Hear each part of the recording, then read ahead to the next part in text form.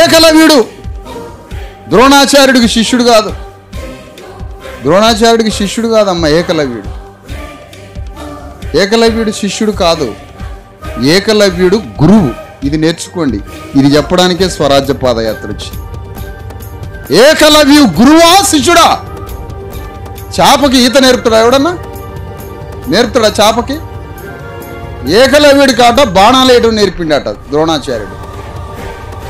వాళ్ళు పుట్టిందే అడవిలా, వాళ్ళ బ్రతుకే అడవి, వాళ్ళకి బాణాలు వేయడం నేర్పుతారా? ఆ ఏకలవ్యుడు పుట్టినటువంటి నిషాద జాతి ఒకటి ఉంది. జాతి పేరేంటి? ఏకలవ్యుడి జాతి పేరేంటి? నిషాదులు. నిషాదులని 5 లక్షల మంది ఉన్నారు ఒక దగ్గర. అడవి జాతి అది.